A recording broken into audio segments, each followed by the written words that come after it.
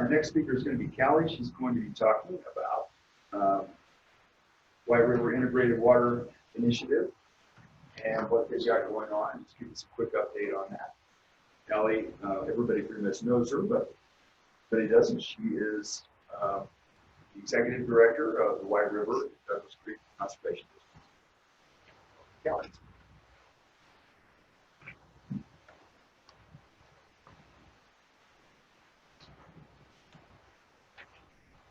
Thank you, everyone. Appreciate you taking your time out of your busy schedule on such a nice fall day and sit in the building with us here real quick.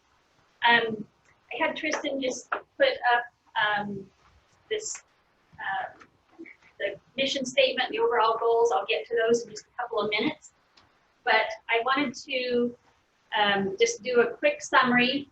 Some of you who were at the district's annual meeting in January of 19 were a part of the conversation about if we should proceed with an integrated water management plan and so forth here in the on the White River. And we decided the groups indicated, or the people that were there indicated that yes, they wanted to at least learn more about it and proceed forward for a little while, and that yes, we should probably do not only consumptive use, but non-consumptive use. So the district proceeded with that. We helped to put together what we're calling a planning advisory committee. Reference it as the PAC. Of course, we have to say everything in acronyms. So with that, there is a group. We have 16 different, I'm going to say groups particularly, that are on that. We have CP, so we really looked at it, and so it's pretty well divided up: a third ag, and a third municipal and industry, and then a third environmental and recreation. And we worked really hard to try to be sure that it was very geographically diverse as well. I will say what we have discovered we're a little short on is Peance is not really well represented on the PAC. Neil is there. I mean, he's as an alternate, but we haven't been able to get him to join us a lot of the time. But so just as a quick rundown, we've got CPW, the 2 conservation districts. We've got a fishing representative, an individual irrigation representative, Rio Blanco County. We have Farm Bureau, we have stock growers, the Water Conservancy District, River's Edge West, which is the old Tamarisk Coalition. We have both towns. We have Trout Unlimited, Oil and Gas Association, the White River Alliance, and the Yellow Jacket Water Conservancy District. So that's the makeup of what we call the PAC that continues to give guidance on this process. So we, the district and the PAC, have committed to making sure that this is a very open and public process. So as I talk about this, and as you look at the mission statement and these large goals, that's what the PAC has put together right now, and that's what we're operating under. But as soon as we get more, I'm going to call it meat on the bone, we will be back out to the general public and be vetting it through you guys. Are we on the right track? Are we doing the right things? Is this what you want? And so forth that way before we really end up developing any kind of a plan. So the PAC itself, I'm just, to make it shorter, can run through a list of things, but basically through interviews of about 25 individuals that were identified as kind of leaders in the community. And so the PAC helped us identify those people. The reason we made sure that the PAC did it is because we have those representatives from all different interests. Therefore, we felt like when they gave us a name, that person would be coming from their perspective or from that interest. So we interviewed about 25 individuals. We pulled that information together as a starting point for conversation at public meetings. Then we held public meetings, one upriver, one here in Meeker, one in Peance, and one in Rangeley, and gathered more information. And that was all put into a report. And that report is on the district's website, whiterivercd.com. That will, you can look at all the notes of all the meetings, but that document is there as well about what the public has said they're interested in. So based on that, the PAC developed this mission statement. And so community-based initiative to identify actions promoting a healthy river that ensures a vibrant agriculture community and maintains healthy fisheries while protecting water rights, quantity, and quality with respect for local customs, cultures, and property rights. So that is the overarching goal that we have, or mission, I'm sorry, that we have. Going down to the goals themselves. So these are the very broad goals, and this is really as far as we've gotten at this point, but these are the big overarching goals. Protecting and preserving those existing water rights and other beneficial uses. You can see protecting and enhance the water quantity and quality through promoting best management practices for forest health, riparian health, rangeland health, and favorable conditions. That piece right there is one of the reasons that we've changed kind of the name, I guess you would call it, from Integrated Water Management Plan to Integrated Water Initiative. Because an IWMP, the plan piece, is a very specific focus in a lot of people's minds. And when the community started talking a lot more about forest and range, which absolutely are tied together to that water quality and quantity, that gave some folks that I work with at the upper levels a little bit of heartburn. It didn't fit completely into what their vision of an integrated water management plan was. So our hope is that we can keep this initiative so that we can go wherever the community wants this to go. We are going to do, where our plan is, the community is driving this. So it's not my plan, it's not any individual on the PAC, it's what's been developed through that report, and then what we've gathered out of that report, and then as we continue to go back to the community. Number 3 is identify opportunities for creation and improvement of infrastructure to support efficient, consumptive, and non-consumptive use. So looking for those win-win opportunities to help improve our infrastructure. So as an example, what we are embarking on here in the near future, in 2021, we anticipate that we will be doing diversion structure assessments. So why would we be doing that, right? Well, can we find opportunities that will help improve your diversion structure for you as the irrigator, and also improve the river, whether it's the banks, the water quality, fish passage, or whatever. When we can find those win-win opportunities, it's much easier to begin to find funding that will help with that. So you as the irrigator are not going to have to spend all of the money to make that happen. So that's the goal behind that. We'll be doing these assessments. So our hope is to do about 20 of them. So we'll be looking for people who are willing to look at that and have a conversation and determine if that's something that would work for them. Also, it fits into kind of all of the riparian pieces. We'll be looking at doing a riparian health assessments.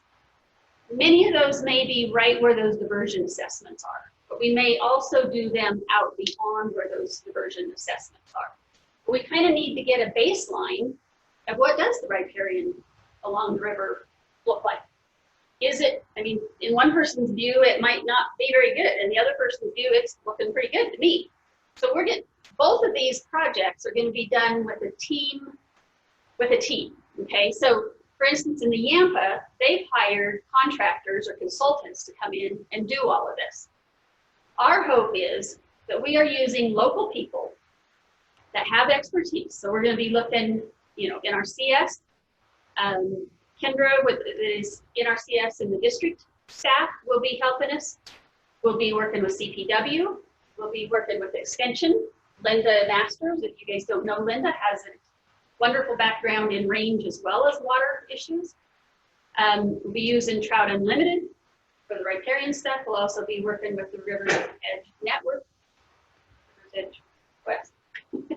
River's Edge West. So pulling those people together, and don't let me forget, because the most important is the landowner. Okay, so as we go out there, we want the landowners be there and be looking at it. So we look at it from all views, and then come up with, is this working the way that it should be? Where can we improve it, and so forth. So I see this as a really cool opportunity to develop, you know, and educate and inform our own selves. And we want to keep this information local. The PAC is very adamant that we not be looking to hire consultants to come in and do that if we can help it. So those are the two projects. The other thing, because I'm off on that right now, a little bit out of order, but so the other piece is the district, and Linda from the extension has been coordinating and facilitating all of this effort so far. We've had a little bit of funding through River Network to do that. That funding is pretty well used up. We do need to find some funding to help continue that. So if we can find that, not only the funding, but we really need somebody to do it. So hopefully we will be successful in getting some grants to be able to hire someone to do that. Hire, contract, meaning the same thing. We'll be contracting somebody to do that. So that'll be happening, which what they'll be doing is continuing those meetings for the PAC and the subcommittees of the PAC, and then taking that information back out to the general public and landowners and so forth, so that we continue to gather and make sure that everybody's in step with where we're going. Okay, so that's what the majority of the grant will be paid to be doing, is paying for that person to help us continue that. We will be looking for someone local to do that. So keep that in mind. If you know of somebody that's got resource background, likes to coordinate things, is organized, and keep things going on schedule, we would like to talk to them. Okay. So back to our goals. The fourth goal is to support the development and maintenance of efficient and necessary long-term storage. Solutions that will improve, enhance, ensure irrigation, river health, water quality, and native and recreational fisheries. Those are the big goals. Now, Tristan, if you go ahead and straighten up just a little bit. Yeah, no, you're good. Right, what you did. Thank you. So the PAC has kind of divided the river into, we're calling them reaches. We might should call them segments, but there's the upper, the middle, and the lower. The upper is above the Miller Creek ditch diversion and up. Middle from there down to just below Powell Park, I think. And then Powell Park and below are your three, and then Hans Creek as a set aside. So we've got committees that are working on each one of those, and they will be developing more specific goals within each one of those, with each one of those 4 goals, and pull that back together, and then that will begin to put, as I say, the meat on the bones, that we can go back out to the community and make sure that everybody's on. We probably won't satisfy 100% of people, but as long as the majority of the community is good to go with it, that's the plan and the process. We would then, based on that, look towards doing an integrated water management plan in the next phase. So this is going to be a long-term process. Yes, it's more and more. There's studies. We're doing that data collection, and we're gathering information from the general public to determine if there are, what studies really need to be done, if any, to do whatever it is this plan tells us we need to do. So with that, I will entertain questions. Okay, that's all that I got.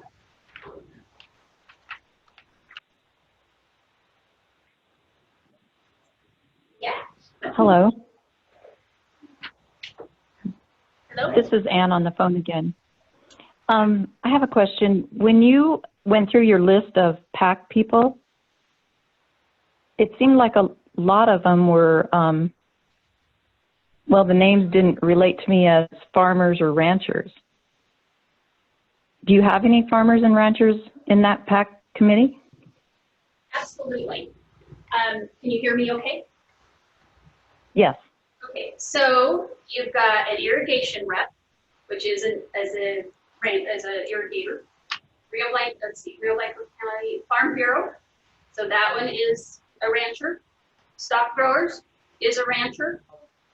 And I will say at least half, let's see, so the White River representative from the district is a rancher.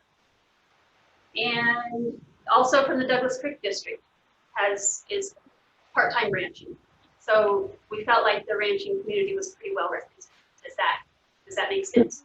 So, so I know that they own their own ranches, is what you're saying. So, but does like the guy from the Farm Bureau, is he representing ranchers or is he representing the Farm Bureau? Those people end up having to basically put on all hats. I mean, they've got the experience under their belt. They're the ones that have had a shovel in their hand, but also are working and, communicating with the organization as well. So John Hill is the cattleman's representative. Forrest Nelson is the Farm Bureau representative, and each one of them have alternates, but right now I can't think of the alternates' names. Chris Collins is from the White River District. Neil Brennan is the alternate there. Rosalie Coombs is from the Douglas Creek District. Stu is our irrigator, specific irrigator. Let's see, who else am I missing? So those people are, they've had their hands dirty and wet, I guess I would say, and a shovel in their hands. So I feel like they're trying to represent ag in general. Does that make sense? Sure. Yeah, thanks. I have another question though. So what's in it for somebody like Trout Unlimited or River's Edge West?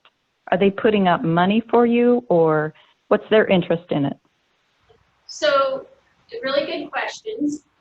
Integrated water management plan means we're looking at all interests. And so a little bit of background before I go too much further with it. So these were really driven a lot from the Colorado Water Plan. The state put together, and that plan says that, and it's not mandated, okay? So don't get me wrong, guys, this is not mandated. But it says there will be 80% of the prioritized streams will have stream management plans. Okay, so that's another term. Stream management plan is basically 100% non-consumptive, meaning environmental and recreation. So that's what the state's initial goal was. A few locations did that, but they discovered that's all well and good to have a plan for environmental and recreation, but you probably ought to engage the people that own the water. That would be your ag, your municipalities, your consumptive use. Okay, so then it kind of morphed into integrated water management plans, which brings all interests together. So all interests are sitting on this pack because the goal is that they all work together. So trout, I would say, is our kind of our expert and interest in the fishing community, making sure that fish are taken care of from the environment side of it, and of course fish habitat. Okay, so that falls in there. River's Edge West falls into that because of the riparian work that they do and their interest in improving the riparian areas. Initially it was Tamara's. Now they kind of morphed into a little bit more just simply the wild or the riparian areas, helping to improve that, which will in turn improve water quality and quantity. So again, all interests are to be involved and represented. Does that help? Yes, thanks. So, but what you're saying is they're just there for technical assistance. They're not there to give out grants or help with the cost of riparian, let's say riparian repair? So as a member of the PAC, that's true. They are just there as a member and to express their interest and desires for an improved river as well. Okay, so not only are we're trying to hear and listen to everybody's interests. So on the PAC, that's what their role is. Now, will they have the opportunity to bring money to the table? Probably. If there's projects that they see value in, we're hoping to be able to visit with them about funding. But that's not a requirement to be on the PAC. If it was, all of the groups on the PAC would have to be with the same requirements. That help? So if a landowner, yes, thank you. If a landowner doesn't, I mean, you said the law, it's not a law and it's not mandatory. So if a certain landowner that owned a stretch along the river didn't want to allow their portion to be part of this whole integrated plan, is that going to work? I don't think so. An integrated water management plan, let me do this to give you a better feel for what one really is. If you go to stream management plan Colorado stream management plan.org. What? Colorado SNP. Okay. Yeah. Thanks. Okay. So that'll give you a better feel for what different groups have developed. Keep in mind, nobody is telling us what this has to look like. It's not mandated. It's not required. Their goal is the local people develop a plan. So whatever the local community wants is the direction we're going to go. Now you're right. There could be people that just don't like this idea whatsoever. A plan is going to be in general, what are the big things we want to do? Do we want to try to improve division structures? Okay, we wanted to, then we will find willing landowners and willing irrigators to try to do that. That's what it would be. It wouldn't be that your every acre, every foot along the river is going to look like X. Okay, thank you very much. Okay. We've got a Thank question you. from Jeannie online. She asked if you can elaborate on the goal of the preserve and enhance stream flows. She asks what mechanisms you anticipate using. I will tell you, I don't anticipate, I don't know. We'll see where that goes, where it comes from. I don't know the answer to that. That's what the PAC and the community will decide.